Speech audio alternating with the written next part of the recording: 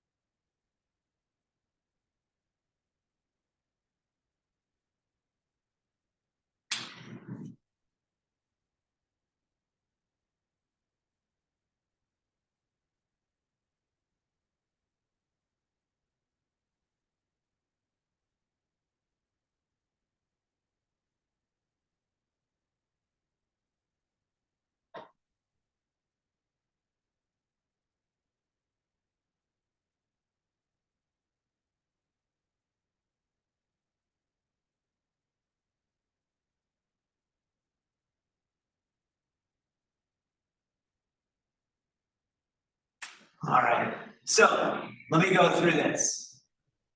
Change in x values. Since we're going from A to B, so since we're going from A to B, when I talk about the change, I'm going to do 5 minus a -4 as far as the change in x. Then I do 3 minus 7 as the change in y. So the standard vector is going to have x value, which is 9. Change in x is 9. And change in the y values is going to be -4. Oftentimes I'll call this the x values and y values in short, but it's talking about how much change in x versus how much change in y.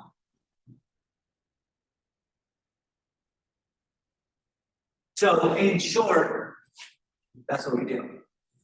Again, make sure you're starting at A, ending at B. So you take the B values and you subtract the A values in the corresponding positions.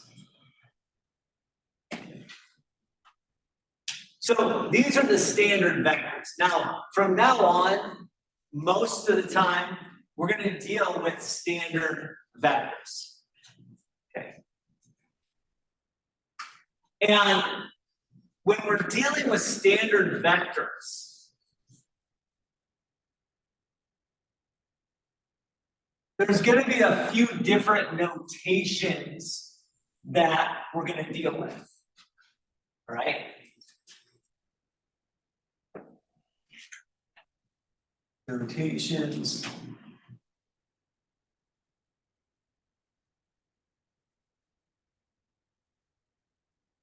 With vectors.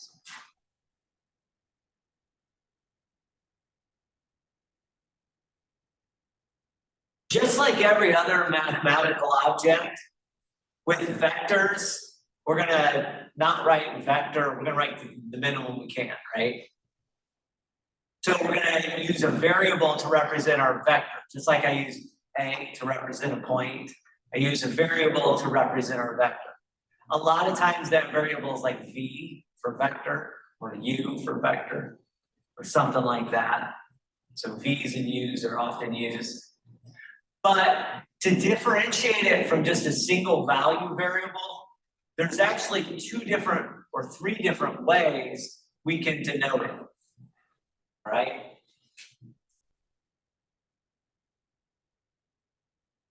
Vectors.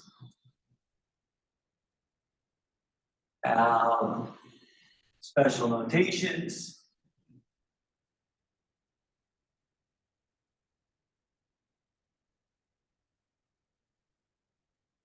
One of those we've kind of seen. Let's say I have vector V. What I can do is I can put a V with an arrow above it to represent vector V.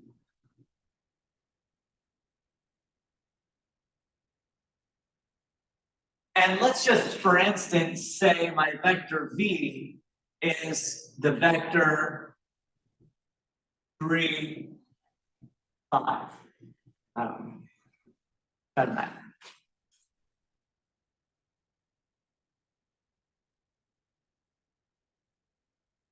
This arrow notation is often what I write on the board.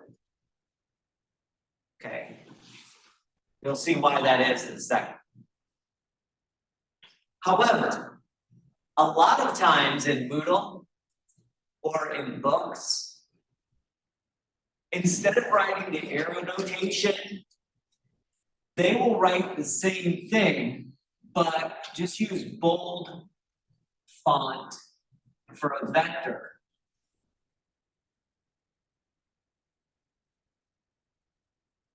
V.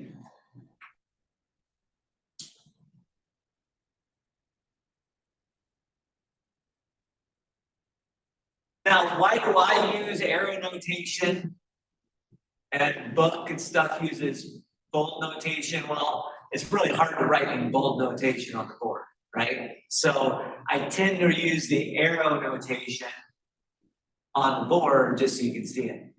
But we don't want to use just the letter V in standard notation because then people think that that means a single value variable, like an X or a Y. That makes sense. Like V equals single number. So these are the two ways you'll see common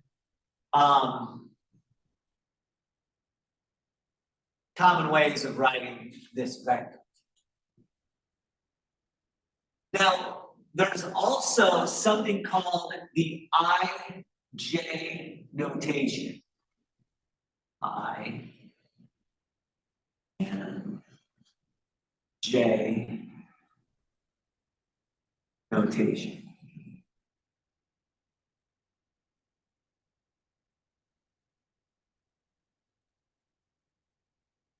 I and J are actually themselves vectors. I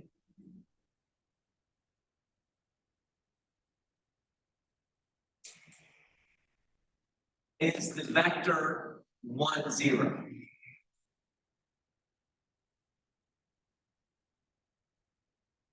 And J, these are supposed to be in bold, but again,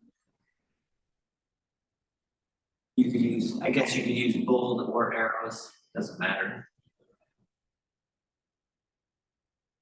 You could do that way.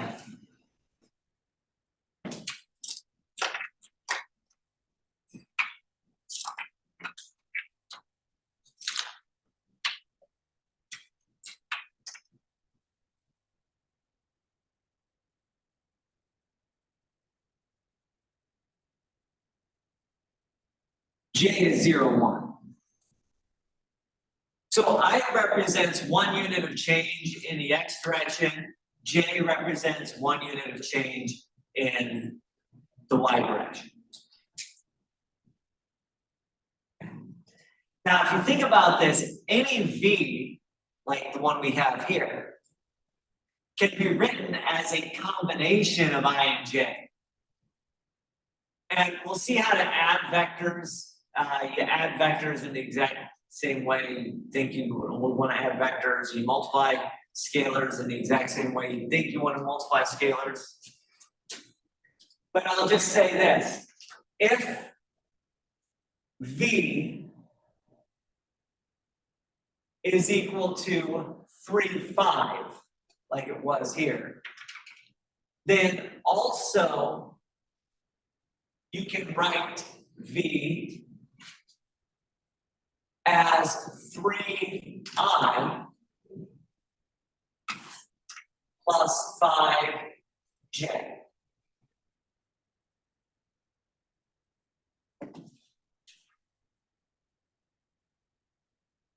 So 3 changes in the X direction and 5 units worth of change in the Y direction.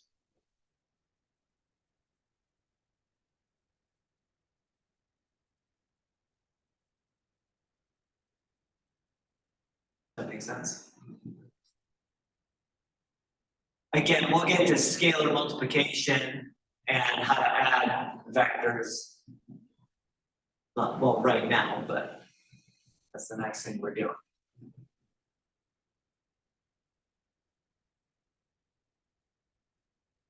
So these are the different notations I'll be writing on the board.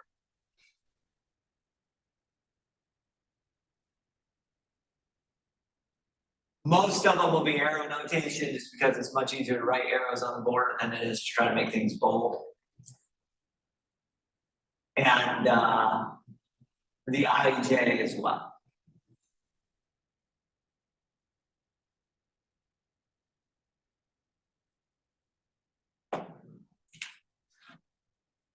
So let's add, subtract,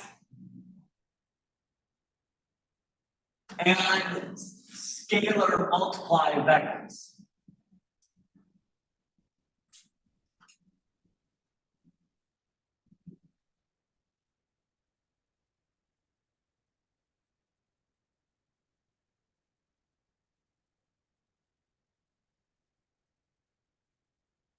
So addition, subtraction, scalar multiplication for vectors. So we're going to add, subtract, and scalar multiply vectors.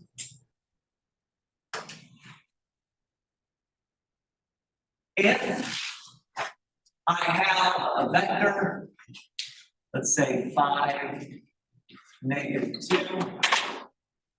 and I want to add that to another vector, let's say 7, 3.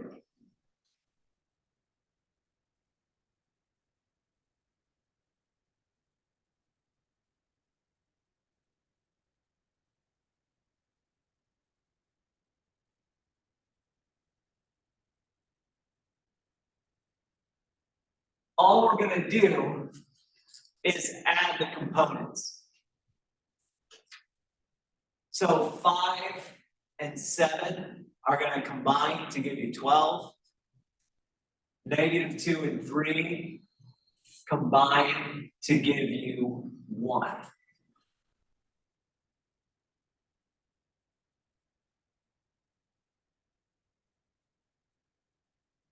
If you actually drew this out, what you would do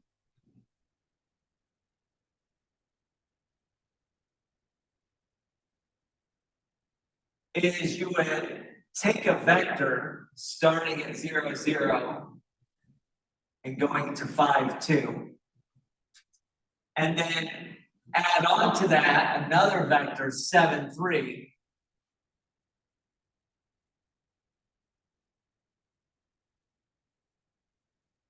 So you go over 7 and up 3, and you'd end up getting sort of 2 vectors adding together that way.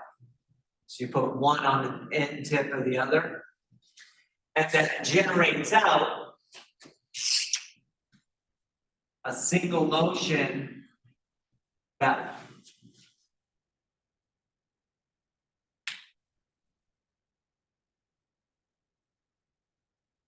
adding vectors is a very useful concept, especially in things like physics, where you have multiple forces acting on an object.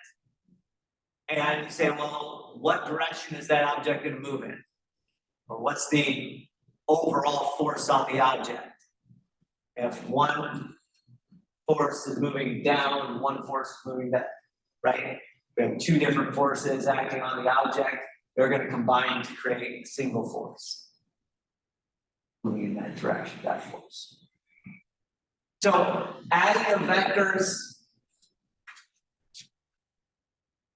you can think of it graphically, but I just think of it algebraically most of the time, right?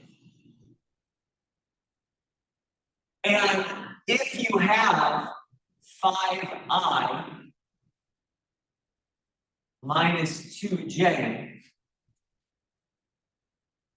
and you're adding 7i plus 3j, well, it's almost like the i's and j's are acting like variables of a polynomial. And so you're essentially going to combine like terms. All the i's get combined, 5 and 7 give you 12.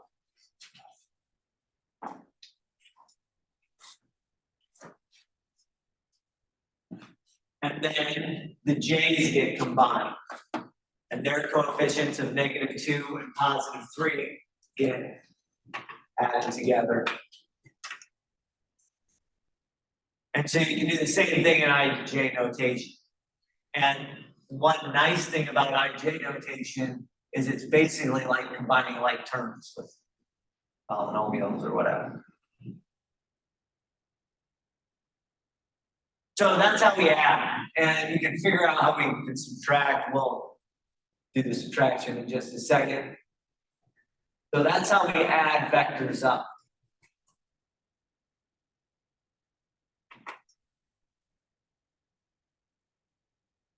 I guess I can say addition, doesn't matter. Let's do this. Let's take scalar multiplication. I'm sure most people already know this, I might have even mentioned this, but scalar is just a fancy term for a real number. So it's multiplication by a real number. So if I take a vector, let's say I take 4, comma, -6, and I want to multiply that times a real number.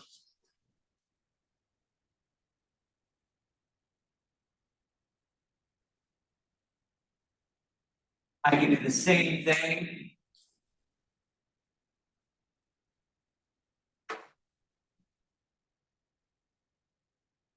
in IJ notation.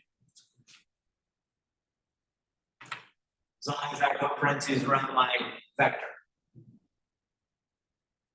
What am I going to do? I'm going to take 3 times 4, and that's going to yield a 12. 3 times -6, that's going to be a -18.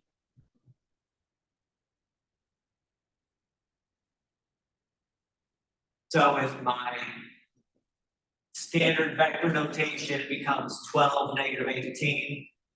My IJ notation, it's the same thing. This is again kind of like dealing with a polynomial. I'm just going to use a distributive property. 3 times 4i gives me 12i.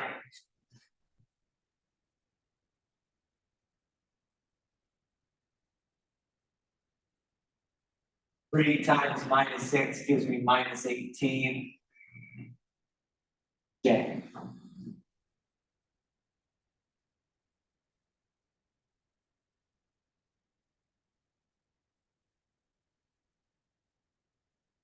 So that's how we add and subtract and multiply. I say subtract because scalar multiplication and addition is subtraction. Okay, let me give you what I mean by that. So if I take, let's do 6 times 2, 10, and then I'll just do a subtract 4, 45.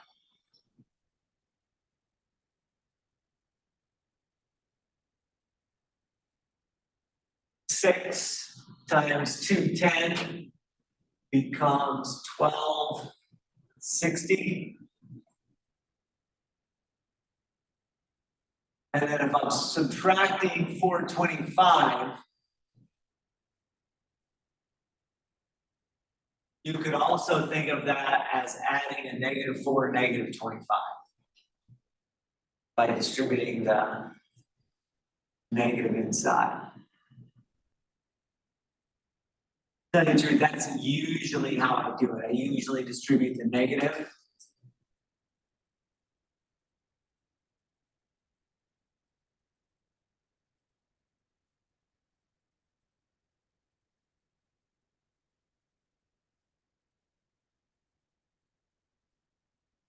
And then add. So 8, 35 is 6 times that vector minus that other vector.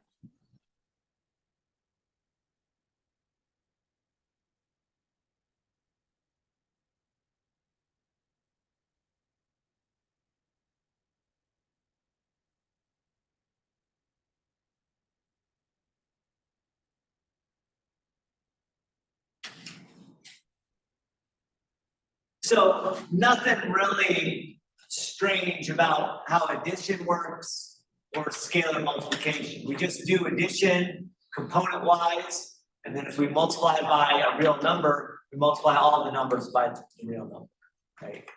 Basically distributed in to each component. And then you can do stuff like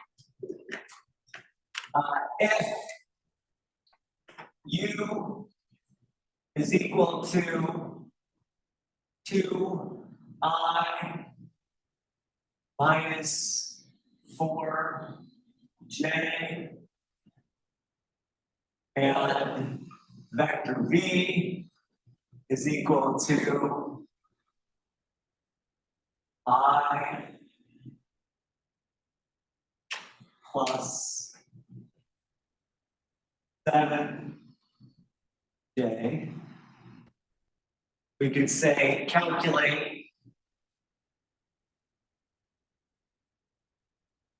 the following. 4u minus 2v, right?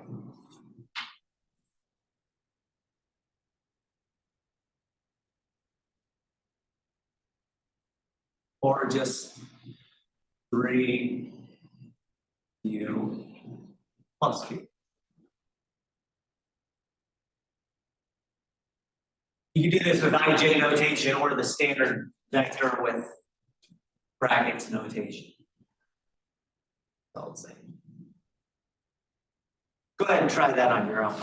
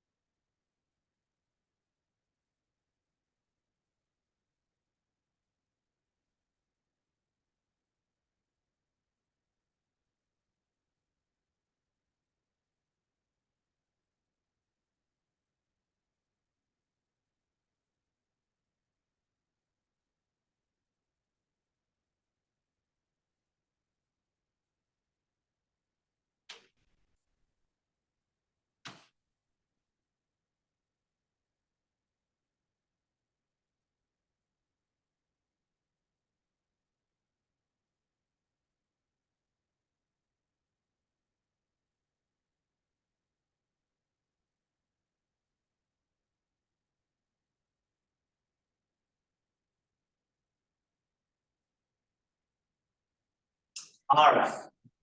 So if you add these or subtract these or whatever, do your scalar multiplication and addition, The first one is going to be 4 times u, so 4 times 2i minus 4j, minus 2 times v, so minus 2 times the quantity I plus 7j. When I distribute that, I get 8i minus 14j minus 2i, or I'm sorry, I misspoke. 8i minus 16j minus 2i minus 14j. So we get 6i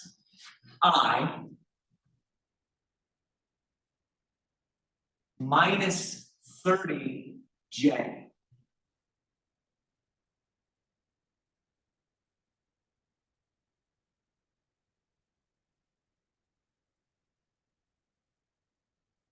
When I take 3u plus v, 3 times u becomes 6i minus 12j.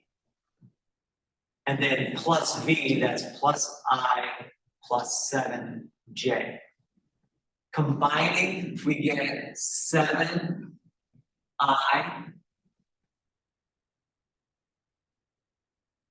minus 5j.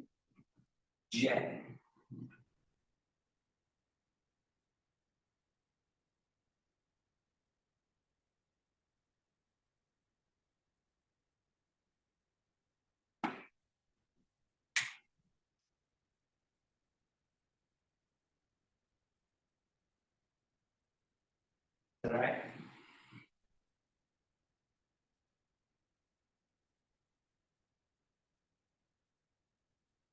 So the IJ notation looks like that. With bracket notation, it just looks like 6 comma negative 30 inside of brackets, inside of the vector brackets, and then 7 comma negative 5 inside of the vector brackets. The IJ notation, some people really like because it's consistent with what we've done with polynomials. Some people like the vector bracket notation. Looks like it should. It looks like a vector in that sense. But we'll use both. We'll use a little bit of both.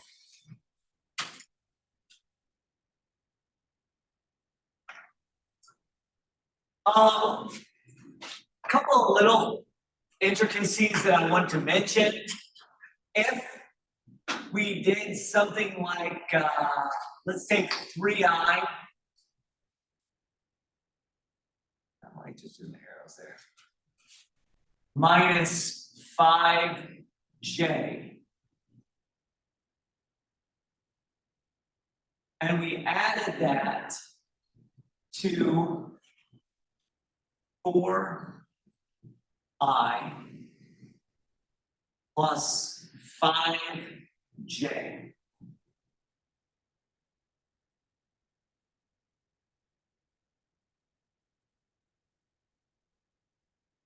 You'd get 7i,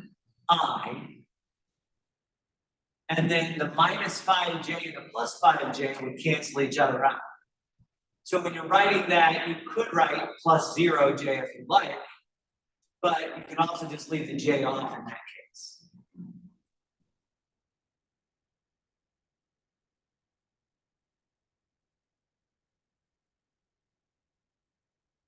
Another instance in which you kind of get some weird stuff, let's take negative 2a. And if I added that to 2 comma negative 8, you'd obviously get the 0 comma 0 vector. This is called the 0 vector. Right? And oftentimes,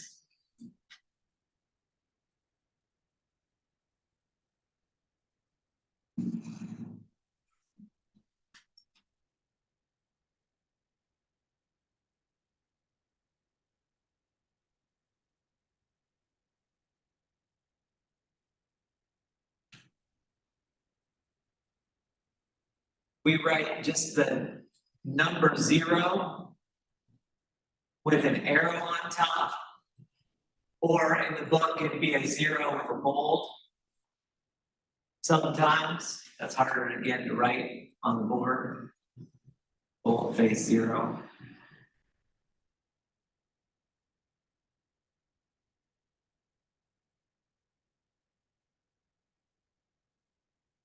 Bold 0. Or a 0 with a vector arrow on top to indicate that that's the 0 vector. Okay.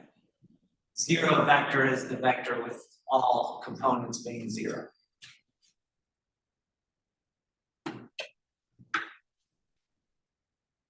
So 0 vector, and then if you have either the I or the J gone, you don't have to write it necessarily. Writing it down.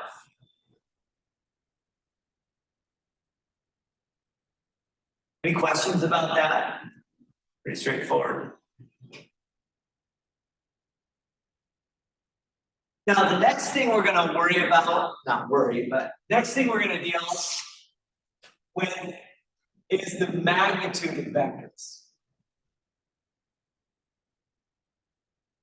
You know what I should have done first? I'm sorry. We're going to do it in magnitude in just a moment, but I wanted to at least, I forgot to give you this visual. So let's take this. If you have 2, 5,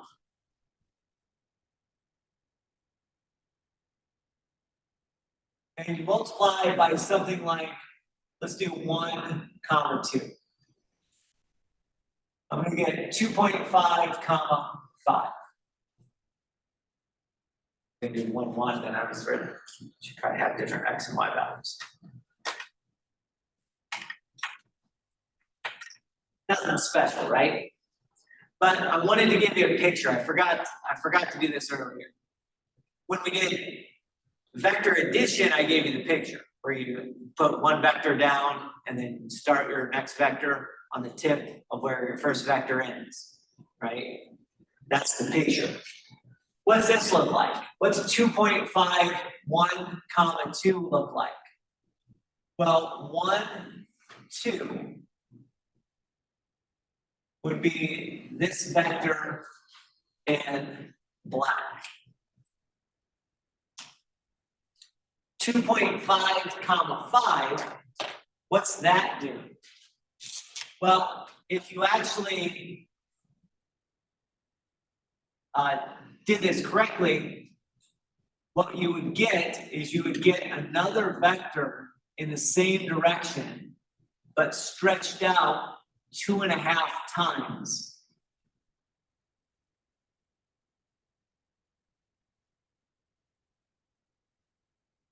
The length of my original vector. Okay. So when we're doing a scalar multiplication, all we're doing is stretching that vector out. Or if we did a scalar multiplication by something that's less than 1, between 0 and 1, it would shrink it, right? If you multiply it by 1/2, it would get cut in half, lengthwise.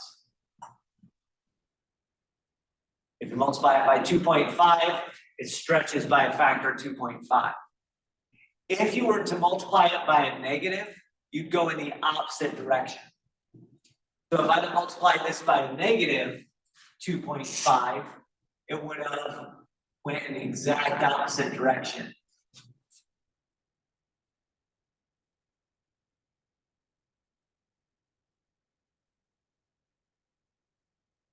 But that's the visual of what scalar multiplication does. It's going in the same direction, just stretched out, or shrunk, or flipped in the case of negative.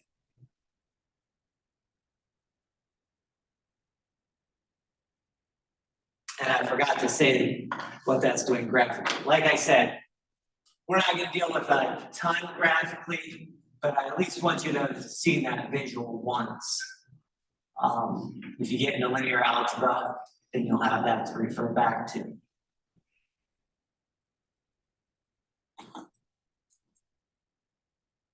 All right, so forgot to mention that picture. when I originally did the scalar multiplication. So now let's talk about magnitude.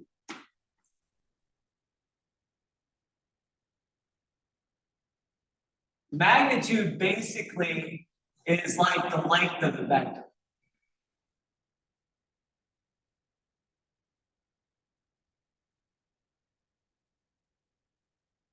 And if you think of a vector with, let's say, an x component and a y component, meaning how much change in x there was, how much change in y there was. Let's do a standard vector in the first quadrant.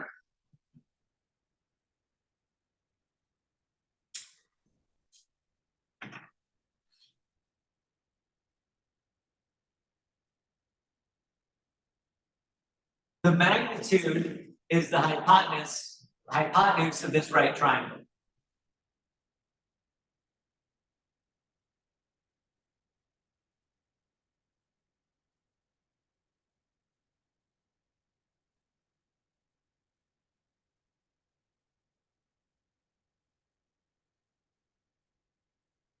So how are we going to compute the magnitude of the vector?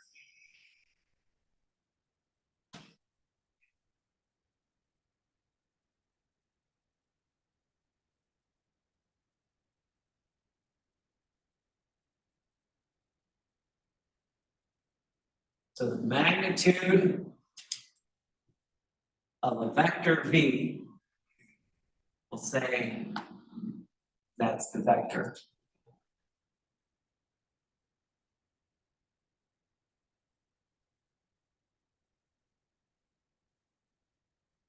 Is written like this. It's weird. It kind of looks like a double absolute value.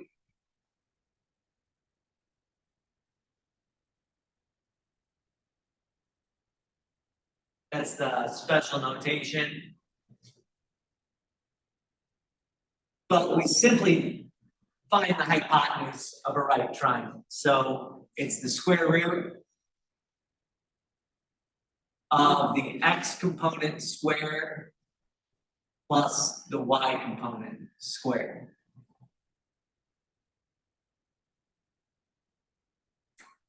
This magnitude is also the, I want to say this. It's the generalized form for what people call a metric. A way of measuring distance is called a metric. And that's the general notation for a metric.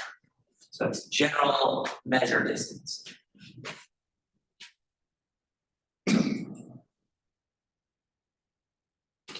So let's calculate the magnitude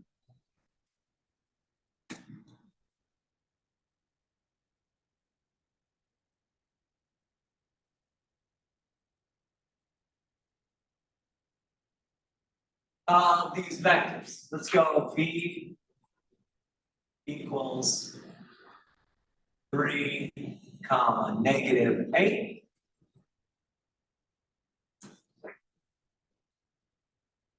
We'll do another v, I guess.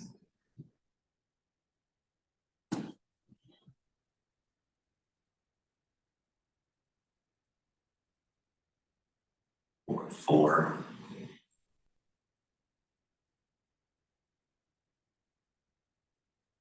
And then a couple more. V.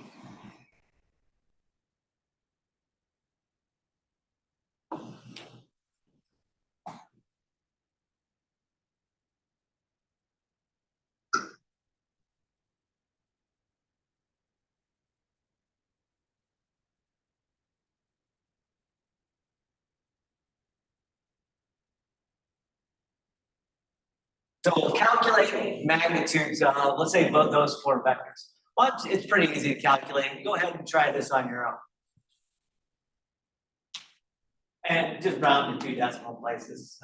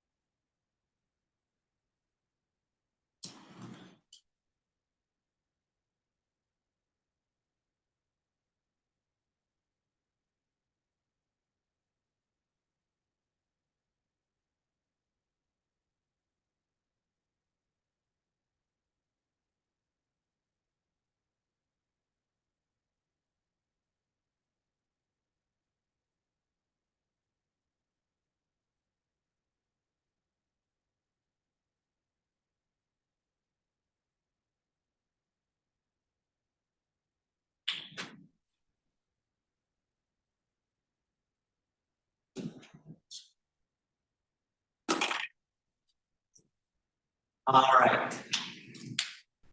So let's take a look here. My first vector, 3, -8, is going to have a magnitude which is equal to the square root of 3 squared plus -8 squared. That's the square root of 73 when you calculate that, which is about 8.54. I'm just rounding to a couple of decimal places. This vector, 4, 4,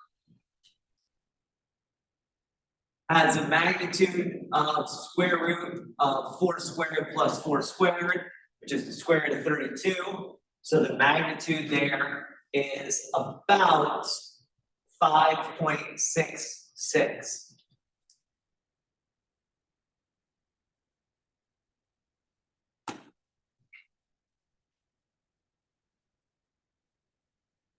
Magnitude of 0, -5.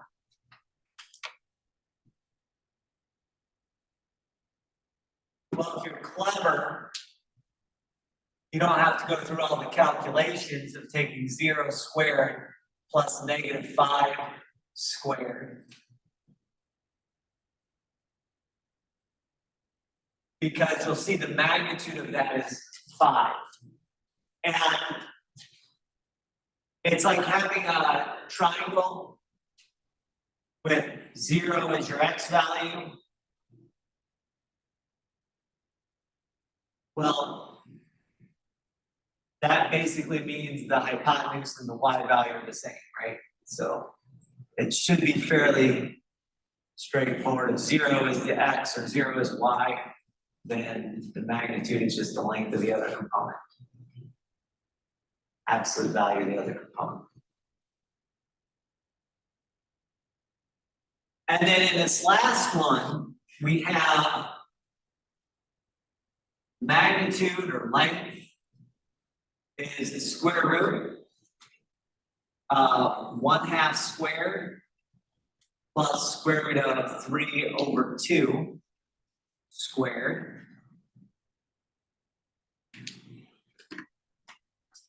And if you calculate that right, you should get square root of 1, which is 1. So that's how we calculate magnitude.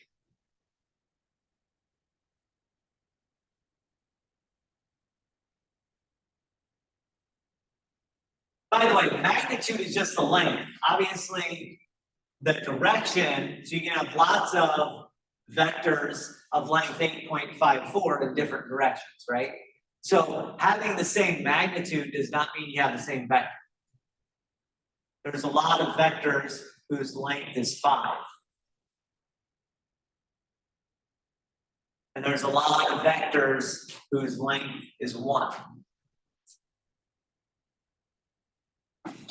In fact, that length of 1, this vector here is a special type of vector. All right? This is a vector which we call a unit vector. And a lot of times people like dealing with unit vectors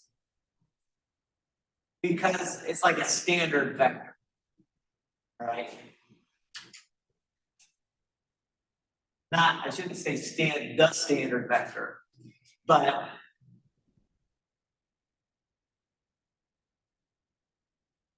unit vectors are often nice to deal with. So let me talk unit vectors here. A unit vector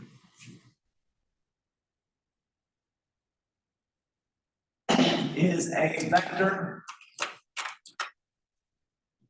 of magnitude or length of 1.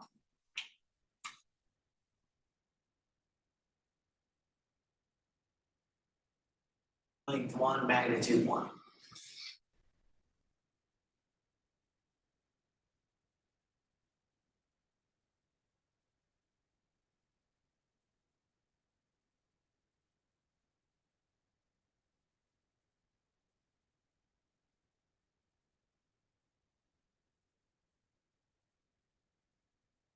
So same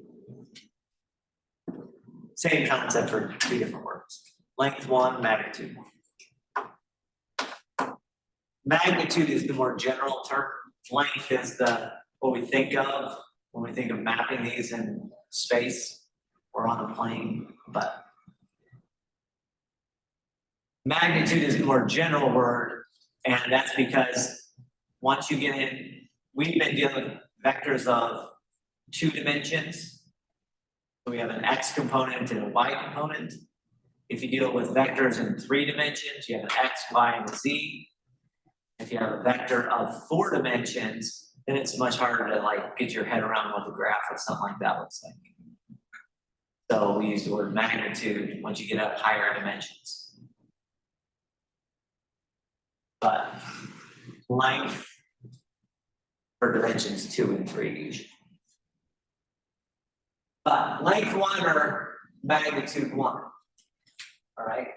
We just saw that this vector here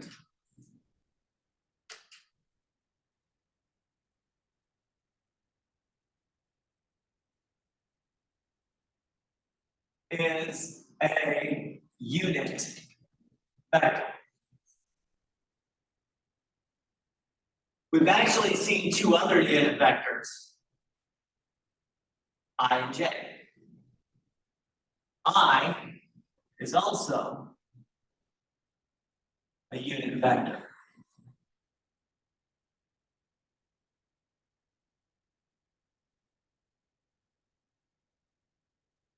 That's pretty obvious. It's kind of like calculating this one, right?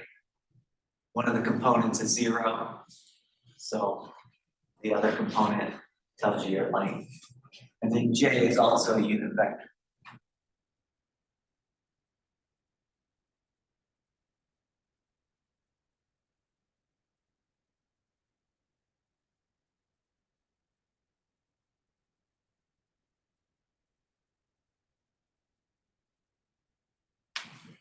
In linear algebra, unit vectors are nice to use, all right?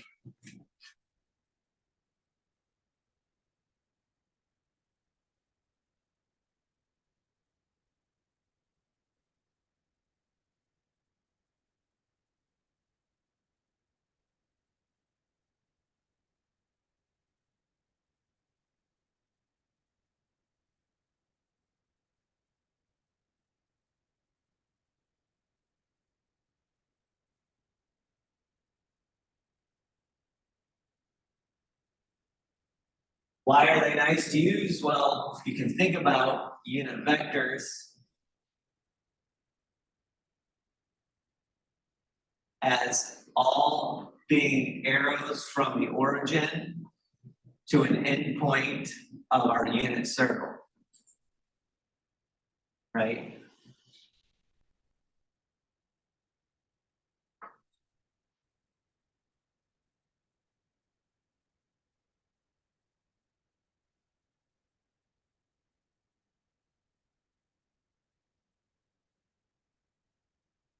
And what's that tell us? Well, not that we're going to use it, but all unit vectors could be written as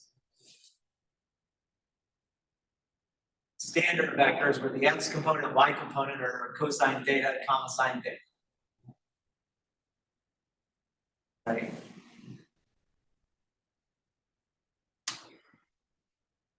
So there's a lot of reasons why these unit vectors are nice to use.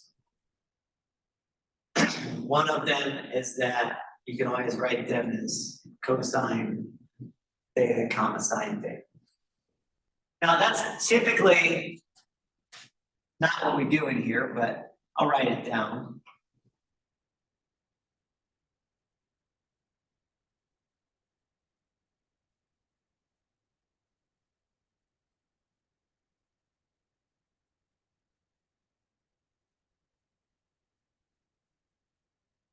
Just because that's an interesting little fact. What we are going to do is say, what is the unit vector which has same direction as our other vector?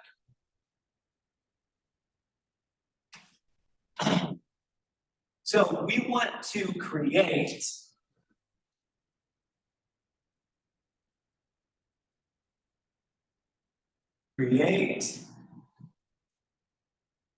a unit vector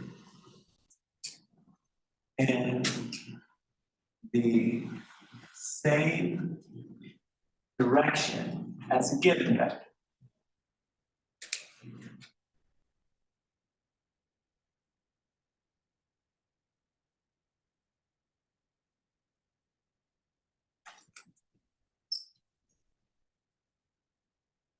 Now, if you know unit vectors are all of the form cosine theta comma sine theta, what you could do is you could find the theta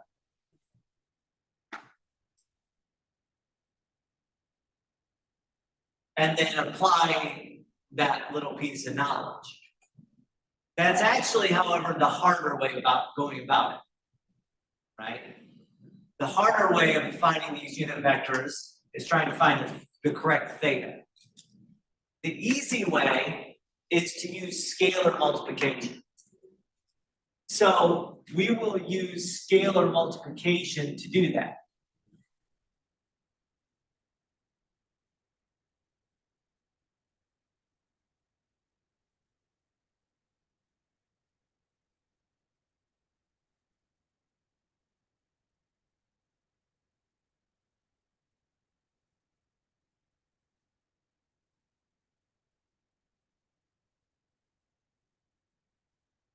And here's what we do. If we're given a vector,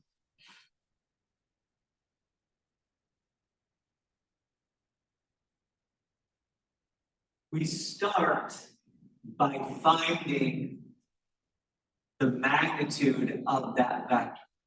Now, this is just going to be a number, a scalar.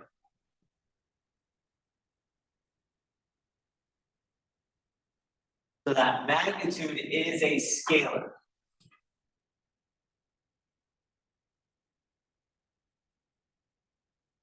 So we find the magnitude.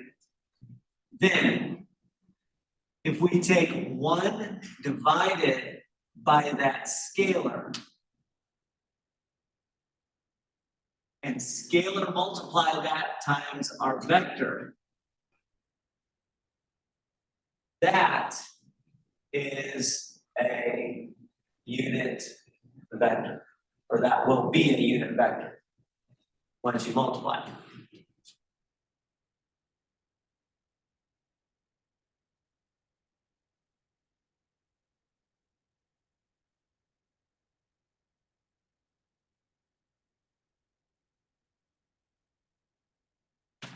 You might ask why that works.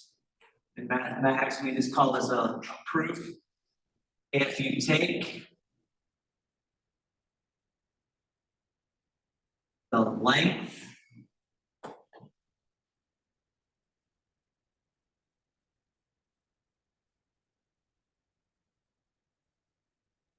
of the scalar times our vector, it turns out the length of the scalar is just the scalar itself. So, length of a scalar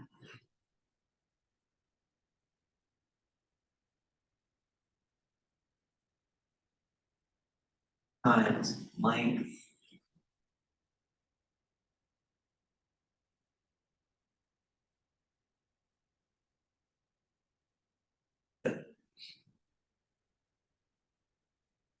one over a number times that number has to be 1. What's the one exception there? Can't have 0 as my magnitude, right?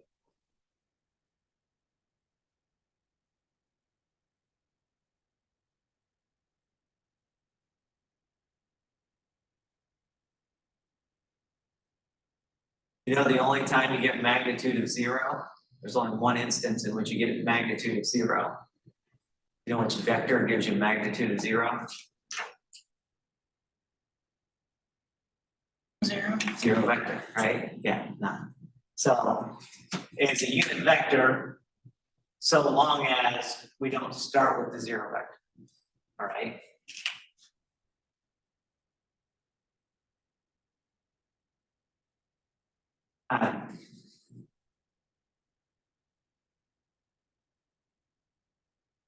For all vectors that are not the zero vector.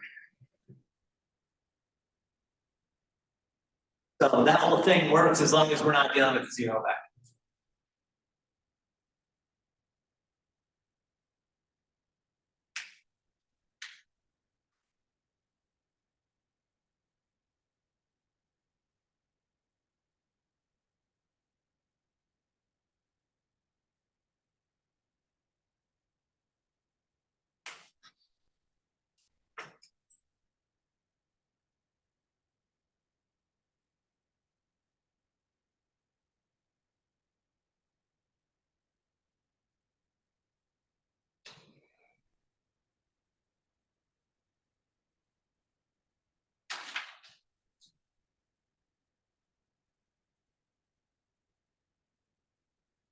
All right, so let's find a unit vector in the direction of a given vector.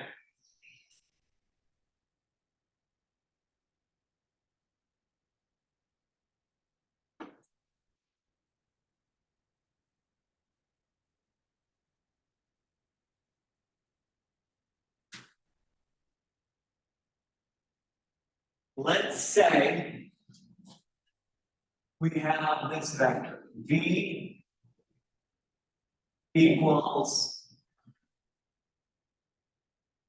12, comma, 5.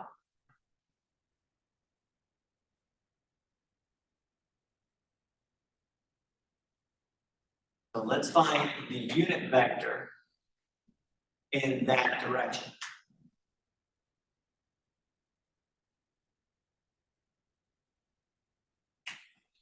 Well, the first thing you do is you find length.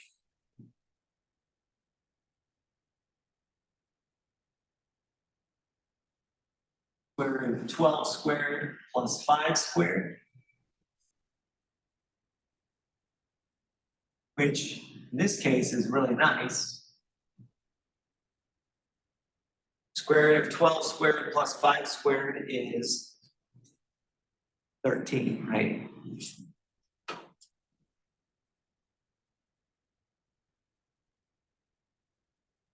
Yeah, so we get a whole number in this case.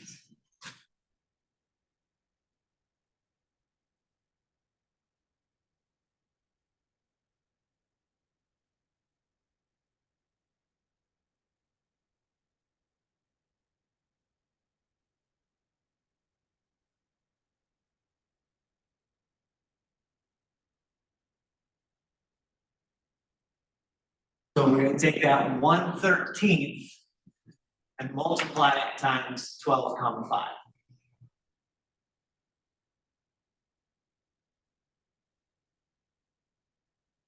So the unit vector is 12 over 13, comma 5 over 13.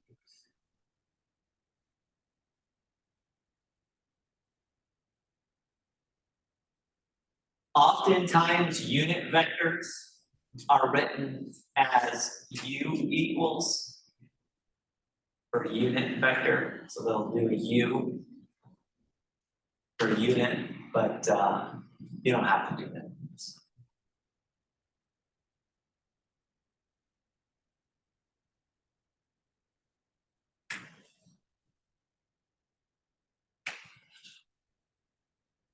How about this? I want you to try this one on your own. Take the vector.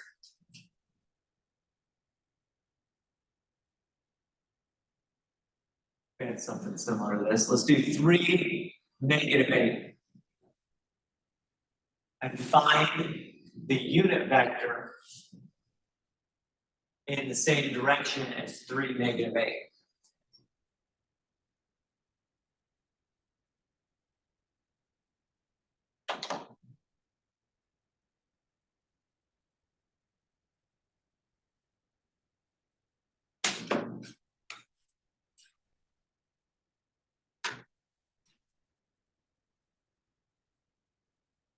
I'll include, I'll just write it with the square root in it as the answer. This one's not a nice whole number. But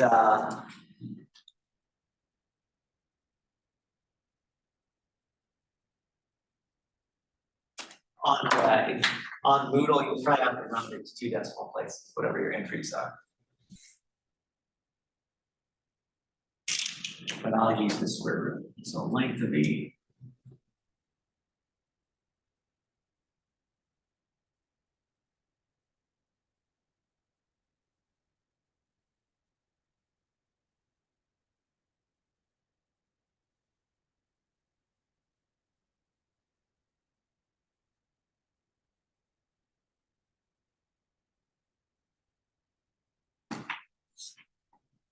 So length of E here is square root of 73. So my unit vector, I'm just going to shorthand this by just putting U equals. Is that right?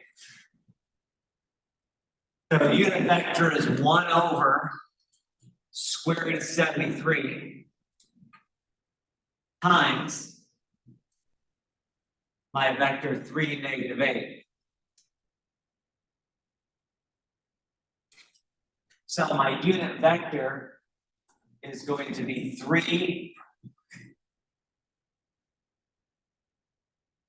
divided by the square root of 73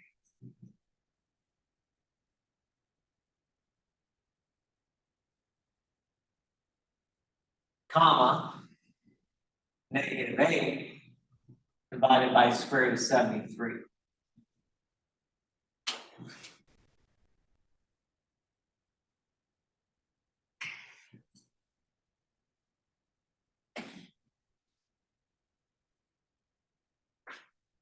And that, again, a lot of times on the board, I might just leave it like that. But in Moodle, they'll probably ask to round things to a couple of decimal places. So that's about 0.35 as the change in X there. And about negative 0.94 as the change in Y.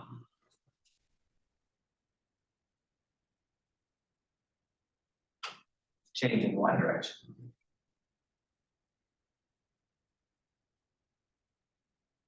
And if you wanted to, you could actually double check that these vectors are in fact unit vectors. Just figure out the length of this, right? If you wanted to double check this, take 12 over 13, make sure you put the whole fraction in parentheses and square it, and then plus 5 over 13 in parentheses and square it. And you should get a 1 for the length of this. Do the same thing down here. Take in parentheses 3 over the square root of 73 and square it plus in parentheses negative 8 over square root of 73. Square that, and you should get a 1 as that length as well. Now it's not going to be exactly 1 with the rounded version, but with the exact version it'll be exactly 1. You know what I'm saying there? So if you ever want to check and make sure you did your calculations right, or at least make sure you got a unit vector, you can just check it by finding the magnitude of each.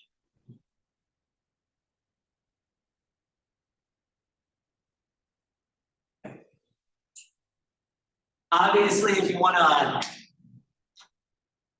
do the same thing, I've been using vector notation. You can use IJ notation as well, if you'd rather. Some of these you don't have to think very hard with. If you have a 0 as your X component or your Y component, that should be a, probably don't even have to do all this this numerical work, right? So if I said, here's my vector, same vector that I had before, 0, -5. What's the unit vector in the direction of V?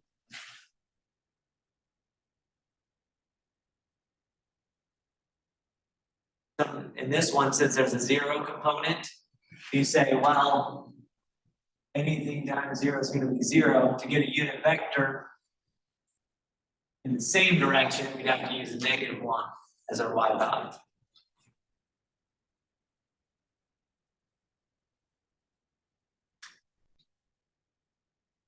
So these are obviously the harder ones. They take more calculation, but in using common sense, you can say 0, -1 is going to be the unit vector in that direction.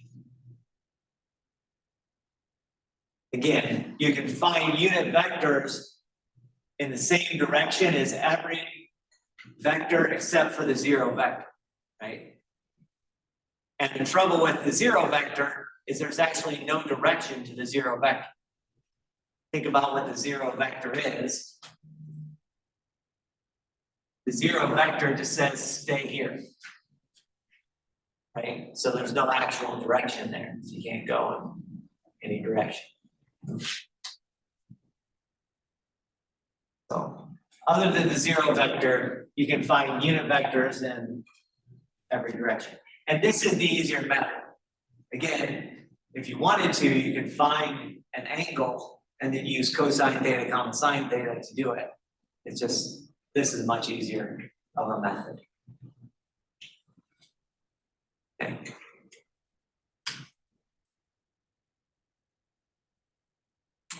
Yeah, every scalar times a vector has the same direction. So we just got to figure out the right scalar, and the right scalar happens to be 1 divided by our length, 1 divided by magnitude. Okay. All right. Oh.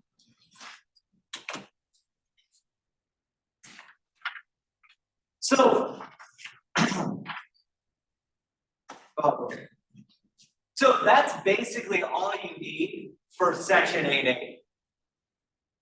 Now, I don't want to throw you off too much, but right now we are writing our vectors in this notation. We have the standard vector notation with these brackets. But there's a lot of different notations that vectors take on. We're going to write our vectors, at least in this section, with the standard notation, with these almost triangular looking brackets. But in other parts of the book, and in other books, and in other places, they will write vectors in various things. So they'll write column vectors, and they'll just put a big bracket around a column of numbers. Or they'll write a row vector, and they'll just write a bracket around a row of numbers. So when I'm doing this here, I don't want you to think this is the only way to write vectors, because there's a lot of different types of vectors out there. And the vectors that we're going to look at in chapter 9 are often going to be written as column vectors or row vectors. And it's just, again, an array of numbers, basically. Okay. This is the one that matches up with our 2-dimensional rectangular plane. So that's what we're doing right now. But again, there will be other different notations for vectors. In fact, even in the next chapter, they do some other notations. That work? All right. So instead of starting that next chapter, we're gonna just stop here. We'll start the next chapter next class. So 9-1, we'll start in our next class. And